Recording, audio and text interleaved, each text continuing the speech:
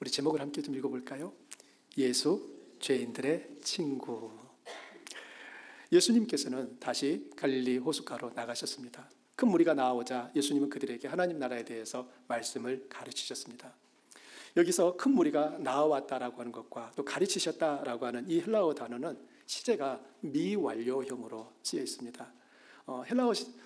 이 미완료형이 의미하는 바는 그 일이 아직 끝나지 않고 계속되고 있다는 뉘앙스를 담고 있습니다. 그래서 저희들이 이 헬라어 성경을 읽을 때 그 시제가 뭐 어떤 걸로 쓰였는가를 보면서 그 의미, 그 뉘앙스를 더욱 새겨볼 수 있는 겁니다. 따라서 이 말씀은 지금 사람들이 계속해서 예수님께로 몰려오고 있다라고 하는 것입니다. 끝이 안 보일 만큼 사람들이 계속해서 예수님께로 오고 있는 거예요. 그리고 예수님은 그런 그들을 향해서 말씀을 가르치고 또 가르치고 계속 가르쳤다라고 하는 이 뉘앙스가 이 말씀 안에, 이 단어 안에 포함되어 있는 것입니다. 한번 그 장면을 떠올려 보십시오. 갈릴리 호수에 예수님께서 계십니다. 아마 여러분의 친구들 또 가족들 중에 누군가가 여러분에게 예수님이 지금 갈릴리 호숫가에 계셔요. 그래? 그럼 어서 가보자. 옆집에 있는 순이 엄마에게도 순이 엄마, 예수님이 갈릴리 호숫가에 계셔. 가보자. 이렇게 해서 온 동네 사람들이 지금 갈릴리 호숫가로 나아가고 있는 것입니다. 예수님은 그 자신에게 나온 사람들에게 말씀을 가르치는데 주님은 그들의 눈을 바라보시며 하나님 나라의 그 말씀들을 하나하나 가르칩니다. 하나가 끝나면은 또 다른 말씀을 가르치고 또 다른 말씀을 가르치고 아마도 예수님의 이 가르침은 상당 시간 계속되었을 것입니다. 우리는 이런 주님에게서 잃어버린 영혼을 향한 하나님의 마음을 읽게 됩니다. 왜 예수님께서 그토록 밤새 병든 자를 고치고 귀신을 쫓아내는 그 피곤한 시간을 보내놓고도 또다시 다음 날이면 그 많은 사람들에게 말씀을 또 가르치셨을까요? 그게 아버지 하나님의 마음이기 때문에 그래요. 잃어버린 영혼들을 찾고자 하시는 그들이 다시 하나님께로 돌이키기를 원하는 그 아버지의 마음이 예수님의 이 모습 속에 그대로 나타나는 것입니다. 끊임없이 꼬리에 꼬리를 물고 예수님께로 나아가는 사람들을 보면서 우리는 무엇을 생각할 수 있습니까? 영혼의 목마름입니다. 마실 물이 없어서의 목마름이 아니라 물을 먹었지만 해갈되지 않는 그 목마름이 사람들 마음 안에 가득한 거예요. 그러자 그들은 생수이신 그 예수님께로 나아가고 또 나아가고 있는 것입니다. 말씀을 마치신 예수님이 잠시 후 지나가시다가 세관에 앉아있는 레위를 보시고 그에게 다가가셨습니다. 레위는 어떤 사람입니까? 그는 알페의 아들이고 세리였다라고 소개하고 있습니다. 마태복음에서는 그를 마태라고 부릅니다. 즉 레위는 마태복음을 기록한 사람입니다. 12명의 제자 명단에는 마태로 소개되고 있습니다. 레위라고 하는 이름이 아니라 제자 명단에 마태 이렇게 나옵니다. 그의 부모는 태어난 아들에게 레위라고 하는 이름을 주었습니다. 레위, 어디서 많이 들어본 익숙한 이름 아닙니까? 네, 맞아요. 야곱의 셋째 아들입니다. 나중에 제사장의 직분을 맡아서 섬기고 또 백성들을 대신하여 회막에서 봉사하는 레위인이 됩니다. 바로 이 레위는 레위 지파의 조상이었습니다. 모세와 아론이 바로 레위의 후손이기도 했죠. 그러니 지금 이 본문에 등장하는 이 레위의 부모는 그 레위를 생각하면서 아들의 이름을 레위라고 지었습니다. 레위라고 하는 이름의 뜻은 연합이에요. 아마도 그의 부모는 태어난 아들을 보면서 어떤 마음을 가졌을까요? 여러분, 우리가 자식이 태어나면 그 아이에게 이름을 지어줍니다. 여러분, 그 이름은 그 부모들의 아이에 대한 바람, 기대, 소망이 담겨 있는 거 아니겠습니까? 제가 어린 시절에는 저희 동네에 참 잊을 수 없는 이름을 가지신 분들이 많이 계셨어요. 말자부터 시작해서 자자 들어가신 분이 꽤 많았고 또 순자로 해가지고 끝순이부터 시작해가지고 첫순이 여러 이름이 있었어요. 그나마 지금 생각하면 그래도 그 시절에 자자가 들어가면 나름대로 부모님이 많이 생각해 주셨구나 생각이 돼요. 어떤 분은 개순이도 있었고 이렇게 막 이름을 지어대는데 우리가 나중에 제가 알았어요. 왜 부모님들이 자식의 이름을 그렇게 지었는지. 그 시절에는 이 의술이 발달하지 않다 보니까 사람들이 어릴 때 생명을 잃는 일이 많았습니다. 그래서 부모님들이 자식을 천하게 대하면 그 자식이 귀신이 그 자식을 손대지 않으니까 오래 살 거다라고 해서 이름을 막 이상하게 막 지었다라고 하는 말을 들었습니다. 나름 그 자식을 자식에 대한 그 부모의 사랑의 마음이 이름을 이상하게 지어주신 것 속에서도 포함되어 있는데요. 우리는 자식을 낳았을 때 이름을 짓기 위해서 곰곰이 생각하고 또 생각합니다. 그러므로 이름을 딱 들어보면 그 부모님들의 마음이 읽혀지는 거예요. 레위가 자기 이름을 레위라고 짓지는 않았겠지요. 분명히 이 세리인 레위의 이름은 누가 지었습니까? 그 부모가 지은 거예요. 앞에서 말씀드린 것처럼 레위의 이름은 연합이에요. 그 부모들은 그 아들의 인생이 하나님과 연합되고 사람과 사람 사이에 연합을 이루는 그런 삶이 되기를 바라기에 레위라고 이름 지었을 것입니다. 그런데 실제 레위의 삶은 부모의 바람처럼 되었습니까? 아닙니다. 레위의 삶은 하나님과 불화하고 사람들과는 분리된 삶을 살고 있었습니다. 레위는 세관에 앉아 있었어요. 당시의 세관은 지금의 세무서처럼 어떤 건물이 갖춰져 있는 건물이 아니라 그냥 높은 단상이나 벤치였습니다. 그냥 사람들이 지나가는 데서 잘 보이게끔 조금 더 단상을 높여서 그곳에 앉아 있는 거예요. 그게 세관이었단 말이에요. 레위가 세관에 앉아 있었다라고 하는 것은 그런 의미입니다. 레위는 아마도 사람들이 자기를 쉽게 찾을 수 있도록 높은 단상에 앉아 있었을 것입니다. 레위는 그곳에 앉아 그 지역의 시민들과 그것을 통과하는 상인들로부터 세금을 거두었습니다. 특히 가버나움은 북동쪽의 다메섹과 서쪽에 있는 지중해 사이에 있는 상인들이 지나가는 캐러반 루트, 대상로였어요. 그곳을 지나가는 상인들이 많았습니다. 그러므로 그곳에서는 지나가는 사람들로부터 통행료를 받고 있었던 것입니다. 세리들은 자신들이 거둔 세금에 대해 얼마의 수수료를 취할 수 있었는데 대부분은 정해진 금액보다 더 많은 세금을 거두고 남은 것은 자신들이 가졌습니다. 심지어 가난한 사람들에게도 책정된 금액보다 더 많은 세금을 강탈했어요. 이런 이유로 세리는 도적이라는 소리를 들었으며 모든 로마 사람들을 재정적으로 지원한다라고 하는 그런 이유로 유대인들에게는 반역자라는 낙인이 찍혀 미움의 대상이 되었습니다. 사람들은 세리가 회당에 들어오는 것을 허락하지 않았습니다. 다시 말해 세리는 회당에도 갈 수 없는 사람이었습니다. 세리의 가족과 친구들은 수치를 당했습니다. 세리들은 재판에서 증인으로 서는 것도 허락되지 않았어요. 왜냐하면 세리는 거짓말쟁이, 이런 게 낙인이 있겼기 때문에 재판에서 증인의 자격을 갖추지를 못했습니다. 세리가 된 레위는 연합이라는 이 이름의 뜻과 아주 다른 삶을 살고 있습니다. 그는 하나님보다 돈을 더 사랑했습니다. 레위는 그곳에서 잘 알려진 사람이었을 거예요. 그를 좋아하든 싫어하든 그는 헤롯 안디바가 임명한 공식적 세금 납부 창구였습니다. 그럼 한번 생각해 보십시오. 세리가 이와 같이 사람들로부터 환영받지 못한 직업이라는 것을 알면서도 왜 레위는 계속해서 세리의 삶을 살고 있는 걸까요? 세리를 하면서 레위가 얻을 수 있는 가장 큰 혜택은 무엇이겠습니까? 이 돈이죠, 돈. 세리는 이 돈 때문에 백성들로부터 그 손가락질을 받으면서도 그 일을 계속 하고 있는 것입니다. 예수님도 이 레위가 앉아있는 그 세관을 지나가셨기에 이전에도 세리를 보셨을 것이고 레위 역시 예수님을 보았고 알고 있었을 것입니다. 레위는 많은 사람들이 호숫가에 계신 예수님께로 몰려가는 것을 보았지만 많은 사람들처럼 예수님께로 나아가지는 않았습니다. 우리는 여리고에 세리 또 한 명을 알고 있습니다. 그는 키가 작은 사람이었습니다. 그의 이름은 삭개오였죠. 삭개오는 예수님을 만나기 위해서 최소한 돌 무화과 나무 위에 올라가는 그런 열심을 보였는데 이 레위는 어찌된 일인지 자기 그 자리에 그냥 그대로 앉아 있는 거예요. 사람들이 예수님께로 가든 말든 그는 여전히 열심히 세금을 거두는 그 일을 충성스럽게 감당하고 있는 것입니다. 여러분 그 세리 레위의 마음이 느껴지십니까? 그런 레위에게 예수님이 다가오셨습니다. 여러분 그 순간 레위가 얼마나 놀랐을까? 여러분 상상이 되십니까? 지금 앉아있는 자기 앞에 예수님이 다가오신 거예요. 그리고 그 레위를 향해서 나를 따르라, follow me 라고 말씀하신 거예요.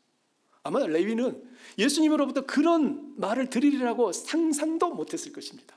심지어 예수님이 자기를 찾아온다는 것조차도 생각 안 했을 거예요. 그런데 예수님은 레위를 찾아가셨습니다. 그리고 그에게 나를 따르라 라고 그를 초대하십니다. 레위는 그 말을 듣자마자 세관에서 벌떡 일어나 예수님을 따랐습니다. 여러분 어떻게 생각하세요? 이 이후로도 레위는 계속 세관에 앉아 있었을까요? 이제 더 이상 그곳에 안 나갔을까요? 성경에는 안 나와 있습니다. 그러나 우리가 생각해 볼 수 있는 것은 아마 레위는 그 세리의 일을 계속해서 하지는 않았던 것 같습니다. 그는 어느 순간부터 예수님 바로 곁에서 예수님을 따르는 12명의 제자 가운데 함께 서 있었습니다. 우리는 여기서 두 가지 질문을 생각해 볼 수 있어요. 첫째는 예수님은 왜 레위를 부르셨는가 하는 것입니다. 두 번째 질문은 레위는 왜 예수님의 초청에 즉각적으로 따랐을까 하는 것입니다. 예수님이 레위를 부르신 것은 예수님이 세상에 오신 목적이 무엇인지를 보여주는 일이었습니다. 예수님이 왜 세상에 오셨는지를 그 레위를 부르심으로 보여주시는 거예요. 나름 스스로 의인이라고 생각했던 이 바리새인의 서기관들은 예수님께서 세리와 죄인들과 함께 식사하는 것을 보며 잘못했다고 비난했습니다.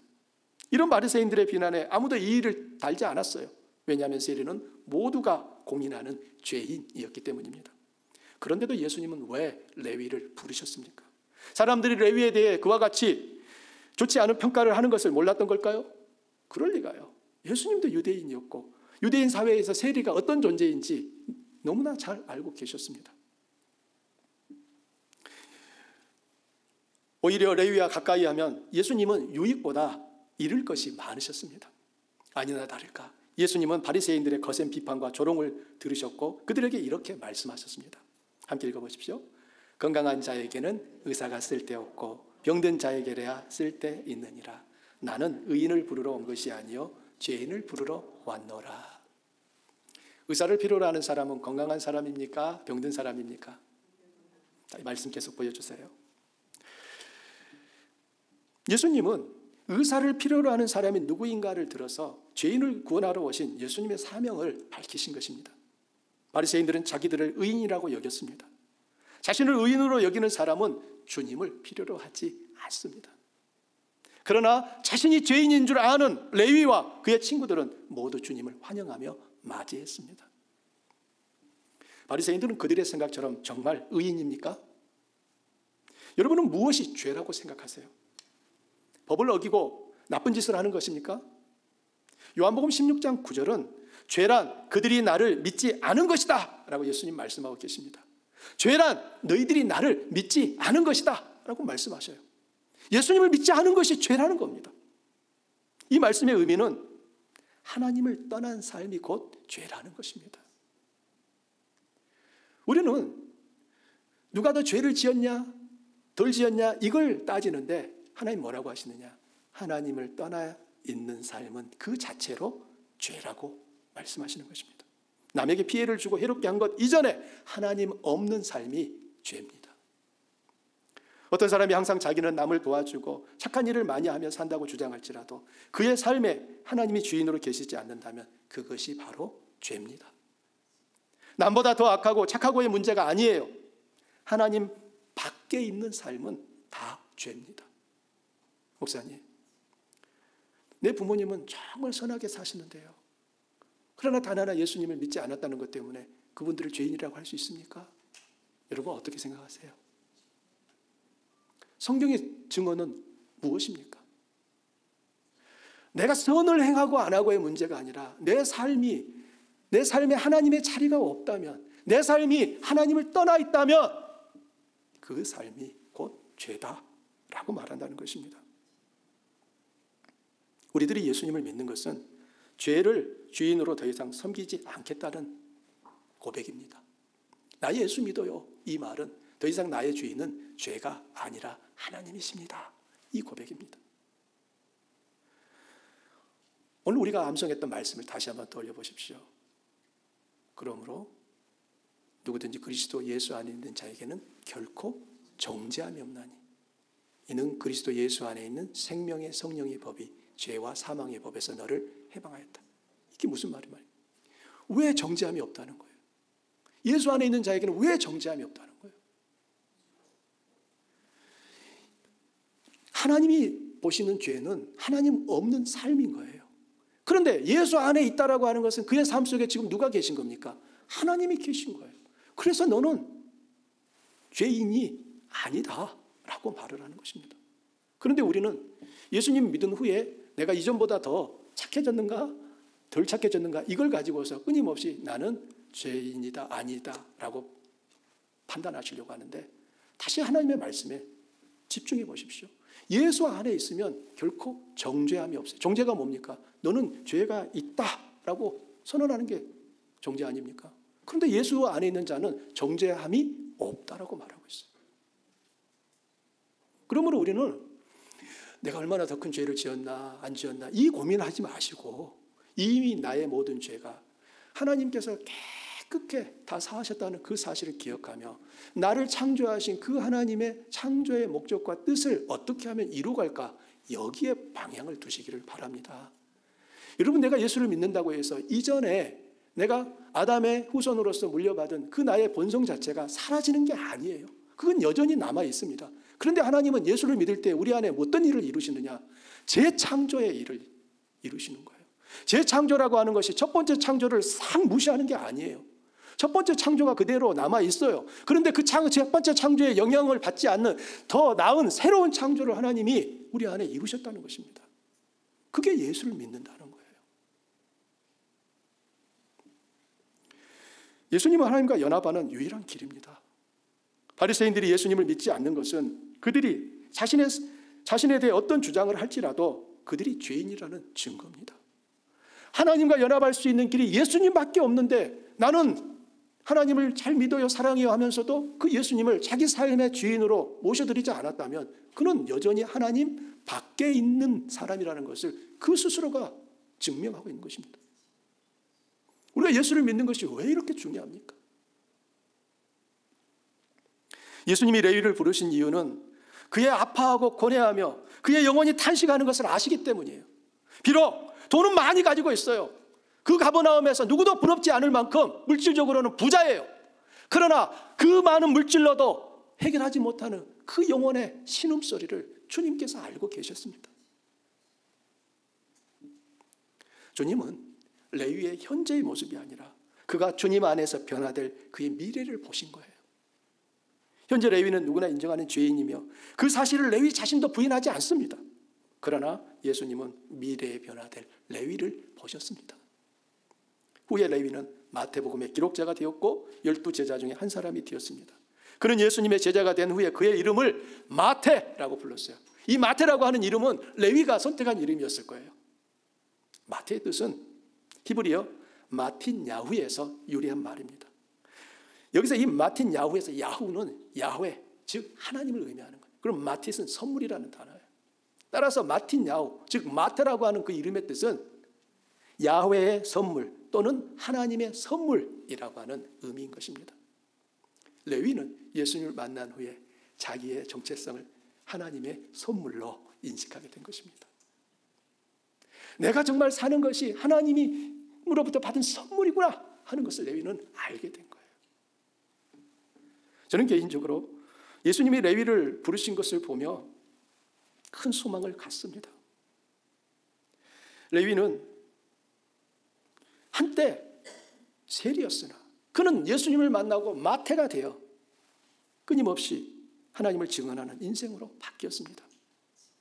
그러나 우리가 분명히 기억해야 될 것은 예수님이 그를 찾아오셨을 때 그는 마태가 아닌 레위였다는 것입니다. 만인이 인정하는 죄인을 부르신 예수님이기에 나 같은 죄인도 불러주신 것을 의심 없이 받아들이게 됩니다. 많은 분들은 나는 죄가 많아서 예수님께 못 가요. 나는 술을 먹고 담배를 하기 때문에 예수님께 못 가요. 언제 오시려고요? 이거 끊고 갈게요. 자, 예수님이 바라시는 것은 끊고 오랍니까? 지금 오랍니까? 지금 오라는 거예요. 예수님은 의인을 부르시는 것이 아니라 죄인을 부르러 오셨어요. 그러므로 예수님 앞에 가는 데 있어서 나는 지금은 못 가요 라고 말할 수 있는 사람은 사실 아무도 없습니다. 만일 자기 스스로 나는 하나님 앞에 나아가기에 부적절한 사람입니다 라고 생각한다면 그는 누구보다도 예수님이 필요한 사람인 것이죠. 내가 의롭고 다른 사람보다 뛰어나서가 아니라 죄인을 부르시는 하나님의 사랑이 나를 부르셨다는 것을 알기에 그분의 사랑에 목이 메이는 것입니다. 나 같은 죄인 살리신 주 은혜 놀라와. 방금 우리 고백했잖아요. 나 같은 죄인 살리신 주 은혜 놀라와. 우리는 그러므로 예수님의 그 죄인을 사랑하셔서 오시고 그 죄인을 품어주신 그 사랑을 내가 경험할 때 내 마음에 울림이 있는 거예요. 내 눈에 눈물이 흐르고 내가 예수님 없는 삶을 살았던 것에 대해서 돌이키게 되고 다시는 그 삶으로 나아가지 않으리라 결단하게 되는 것입니다.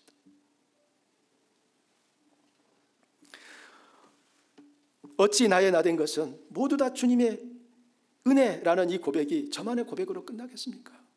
여러분의 고백이기도 하죠. 나는 의인을 부르러 온 것이 아니요 죄인을 부르러 왔노라는 주님의 이 말씀 덕분에 우리도 하나님의 자녀가 되는 은혜를 입은 것입니다. 두 번째로, 왜 레위는 예수님의 부름에 즉각적으로 따랐을까요? 레위는 물질적으로 부족함이 없습니다. 그는 은퇴 후에도 아무런 노후 걱정이 없는 사람입니다. 오늘날에 부러운 사람 중에 한 명일 수 있어요. 세리라는 직업은 그가 앞으로도 더 많은 돈을 벌 수 있음을 보장하는 자리였습니다. 지금까지 그의 인생은 돈을 따르는 삶이었습니다. 돈이 그의 주인이었습니다. 그러나 과연 돈이 모든 것을 해결하고 제공했습니까? 레위는 돈밭에 파묻혀 살면서도 여전히 목이 말랐습니다. 돈으로 도무지 채워지지 않는 영혼의 목마름을 느끼고 있었던 거예요. 그 돈으로 가장 좋은 물을 사서 먹을 수는 있었겠지만 그 돈으로 해결할 수 없는 영혼의 목마름은 계속되고 있는 것입니다. 영혼의 목마름은 레위만 느끼는 것이 아니라 하나님 없는 모든 인생이 느끼는 것입니다. 사람들은 자신이 왜 목이 마른지 원인도 모른 채 날마다 목마름을 느끼며 살아갑니다. 그 목마름을 해소하고자 이것저것 다 해보지만 갈증만 더해갑니다. 영혼의 목마름은 생수이신 예수님께로 돌아오기 전까지는 결코 해소되지 않습니다. 레위는 예수님의 부름에 순종으로 응답했습니다. 그는 가족이나 친구들과 의논하지 않았어요. 그가 예수님을 따르기로 결단한 순간 그는 보장된 부요를 포기한 것입니다.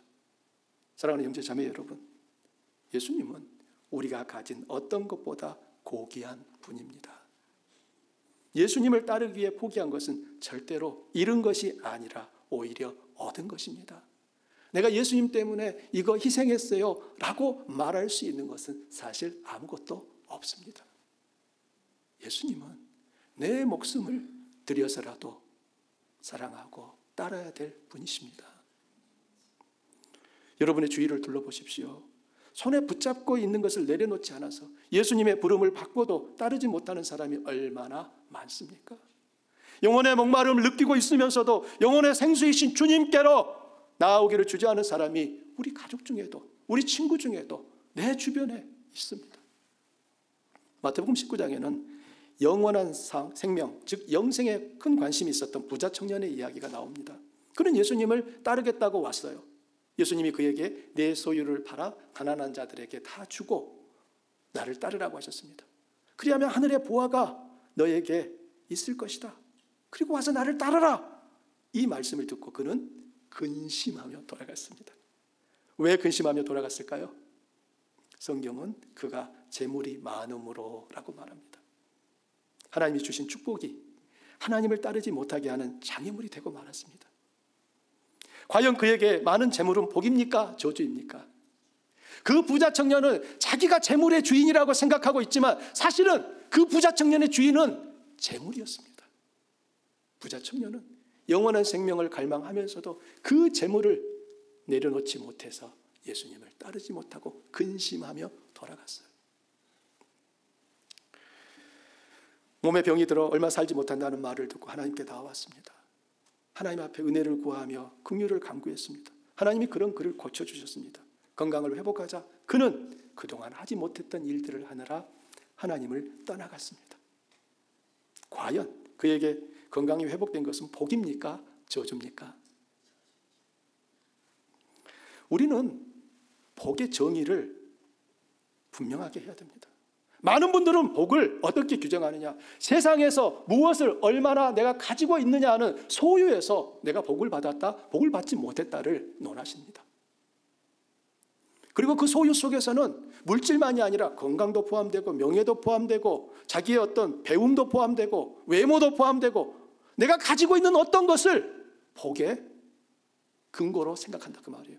그러나 성경이 우리에게 끊임없이 말하고 있는 복은 하나님과의 연합으로 규정하고 있습니다. 내가 하나님과 더욱더 가까워졌다면 그 일은 나에게 복입니다. 그러나 나와 하나님과의 관계가 더 멀어지게 됐다면 그 일은 나에게 복이 아닙니다. 우리의 삶은 끊임없이 더 많은 것을 가지면 내가 행복할 거라고 생각해요.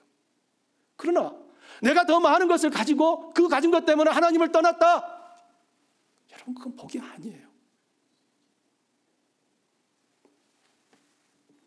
내게 너무나 힘들고 아픈 어떤 일 때문에 하나님께 더 가까이 나아갔다면 그것이 복입니다. 시편 119편에서 시인은 고난당한 것이 내게 유익이라 이로 말미암아 내가 주의 율례들을 배우게 되었나이다 라고 말하고 있습니다. 여러분, 아멘입니까? 여기 분명히 여러분 아멘 조심하셔야 돼요. 생각해보고 하셔야 돼요. 지금 여기 이렇게 나와요. 고난당한 것이 내게 유익이라. 아멘을 뒷부분만 보시고 하시면 안 돼요. 앞부분을 보셔야 돼요. 지금 이 시인은 고난당한 것이 내게 유익이라고 말을 해요. 여러분, 고난 좋아하는 사람이 어디 있습니까? 저도 싫습니다. 그런데 이 시인은 고난을 당한 게 자기에게 유익이래요. 복이라고 말하고 있는 겁니다. 그 이유가 무엇입니까? 내가 그 고난 때문에 주의 율례를 배우게 되었나요? 즉 하나님께로 더욱 가까이 나아가게 되었습니다. 내가 하나님 앞에 하나님과 연합하게 되었습니다. 그 말을 하는 거예요. 이것이 진정한 복입니다. 하나님과 나와의 연합, 하나님과의 나와의 거리, 이것이 얼마나 가까우냐 뭐냐, 이게 결국 우리가 생각하는 복의 기준이 되어야 한다는 것이죠. 사랑하는 형제자매 여러분, 여러분의 시간을, 여러분의 재능을, 여러분의 생명을 주님을 사랑하는 데 쓰시기 바랍니다.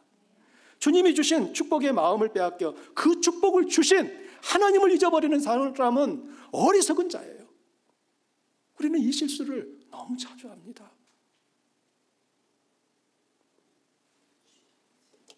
출장을 갔던 아빠가 돌아왔는데 그 아빠를 기다리는 자식들이 띵동 소리가 나서 문을 열었습니다. 아빠가 들어왔어요. 근데 아이들의 얼굴이 갑자기 시무룩해집니다. 아빠가 빈손으로 돌아온 거예요. 아이들이 기다린 것은 아빠였습니까? 아빠가 가지고 올 과자나 선물이었습니까? 우리는 이 아이들과 같은 실수를 우리 삶 속에 너무 자주 하고 있다는 사실입니다. 하나님이 나의 가장 큰 기업이고 복인데 우리는 하나님이 어떤 것을 주셔야만, 하나님이 주신 그 어떤 것이 내게 이루어져야만 그것을 복이라고 생각합니다. 하나님 그러실 거예요. 얘야, 내가 너의 진짜 복이야. 이 말을 하나님은 여호수아에게 다르게 표현하셨어요. 여호수아가 모세 죽은 후에 이스라엘 민족의 지도자가 되었습니다. 그때 이 여호수아에게 하나님께서 두려워하는 그 여호수아에게 한 말씀을 하십니다. 두려워 말라. 내가 너와 함께함이라. 하나님은 여호수아에게, 여호수아야, 내가 너에게 군대를 100만 명을 더 증원시켜 줄게. 너에게 그 어느 민족도 가지지 못한 새로운 신무기를 너에게 줄게. 그렇게 하지 않았어. 내가 너와 함께하리라. 마태복음 28장 마지막 구절에서 예수님도 제자들에게 똑같은 말씀하십니다. 세상 끝날까지 내가 너희와 함께하리라. 하나님이 복이라는 말을 예수님은 이렇게 내가 너와 함께하리라는 표현으로 바꿔서 말씀하고 계신 것입니다. 저도 우리 성도님들도 하나님이 복입니다 고백할 수 있기를 바랍니다. 내게 어려움이 오고 고난이 오면 우리는 그것 때문에 위축되고 힘들어합니다. 그런데 그것 때문에 내가 하나님께 더 가까이 가고 있다고 하면 그 일이 내게 복이라고 고백할 수 있기를 바랍니다. 그러나 많은 성도님들 그렇게 말씀 안 하셔요. 하나님이 왜 내게 이런 일을 주시는지 모르겠다고. 하나님 나를 사랑하시면 이럴 수가 없다고. 하나님 안 사랑해서가 아니라 사랑하시기 때문에 하나님과의 거리를 더욱 좁히라고, 너 내게 다가오라고 하나님이 부르고 계신 것입니다. 시인은 그 말을 하고 있는 거예요. 레위는 돈을 버리고 예수님을 쫓았습니다. 그는 예수님을 위한 잔치를 준비했지요. 예수님이 그의 집에 앉아 잡수실 때 많은 세리와 죄인들이 예수님과 함께 앉아 음식을 먹었습니다. 오늘 본문에는 세리와 죄인들이라는 표현이 3번이나 반복해서 나옵니다. 15절에 한 번, 16절에 두 번이나 나옵니다. 이 짧은 구절 안에 죄인과 세리들이라는 말이 이렇게 반복되어서 마치 15절에 특히나 많은 세리와 죄인이라고 하고 있거든요. 예수님이 이 세리와 죄인들에게 둘러싸여 있는 것처럼 보여집니다. 아마 우리 남혜경 총장님이 그림을 그 세리의 잔치를 그린다면 어떻게 그리실까 기대가 되는데요. 예수님 주위로 손가락 세리와 죄인들이 있고 그 모습을 보면 수군대는 바리새인들이 서 엿보고 있습니다. 그러나 예수님의 얼굴은 환합니다. 그들은 어떻게 그 자리에 있게 되었을까요? 모두 다 알고 있는 죄인들 무리 아닙니까? 도적대들 아닙니까? 그들이 어떻게 지금 예수님과 함께 그 자리에 그 많은 사람이 모여 있는 것입니까? 레위가 그들을 초대했다고 생각하는 것이 가장 자연스러운 해석일 것 같습니다. 레위는 예수님을 만난 후에 자기와 같은 그의 친구들이 눈앞에 아른거리는 거예요. 그들에게도 예수님을 만날 기회를 만들어주고 싶었습니다. 그는 한 사람이라도 빠지지 않도록 최선을 다해 초대하고 또 초대한 거예요. 그의 종들을 보내서 오시라고, 오늘 예수님 우리 집에 오신다고, 몇 시까지 오라고, 늦더라도 오시라고, 목장 모임 오시라고, 늦더라도 오시라고. 예수님을 만난 후에 우리도 레위와 같은 변화를 경험합니다. 아직 예수님을 알지 못하는 영혼들에 대해 관심이 생깁니다. 이전에는 마음도 쓰지 않았던 그 영혼들의 안전 여부가 걱정이 됩니다. 저 사람은 예수님을 믿을까? 어떻게 하면 예수님을 전해줄 수 있을까? 믿지 않는 가족과 친구들을 위해 눈물의 기도를 드립니다. 그들이 믿지 않을 때 가슴을 치며 탄식하며 하나님 저 영혼들을 기억해 달라고 그들을 대신하여 기도합니다. 말씀의 결론을 맺겠습니다. 예수님은 죄인을 부르러 오셨습니다. 레위를 부르신 예수님은 우리를 부르신 동일한 분입니다. 바리새인들은 스스로 구원받기에 충분하다고 생각했어요. 그러나 사실 그들은 의인이 아니라 교만한 죄인이었습니다. 자기 의에 빠져 자기를 구원하러 오신 예수님을 배척했습니다. 반면에 레위는 주님의 부름에 즉각적으로 따랐습니다. 그는 자기가 죄인인 것을 인정하며 예수님의 초대에 마음을 다해 반응했습니다. 그런 그는 많은 세리와 죄인들을 불러 예수님과 만나도록 기회를 제공합니다. 더 이상 레위는 돈을 목적으로 사는 삶이 아니라 예수님이 그의 삶의 목적이 되었습니다. 이제는 더 많은 탐욕과 돈을 쌓기보다 잃어버린 영혼들의 목마른 탄식에 귀 기울이는 제자가 되었습니다. 사랑하는 형제자매 여러분, 여러분의 삶을 돌아보십시오. 여러분의 주인은 누구십니까? 무엇이 여러분의 삶을 이끌고 있습니까? 죄인을 부르러 오신 우리 주님의 그 큰 사랑을 알고 경험하고 있습니까? 잃어버린 영혼을 향한 불타는 마음이 아직 유지되고 있습니까? 어느 순간 그 마음이 하얀 연기만 피어오르는 꺼진 불이 되고 있지는 않았습니까? 우리에게는 시간이 그리 많이 남아있지 않습니다. 주님을 가까이 하고 사랑하며 잃어버린 영혼을 찾으시는 주님의 마음에 동참하는 주안교회 되시기를 축복합니다. 우리 함께 말씀을 생각하며 기도합니다.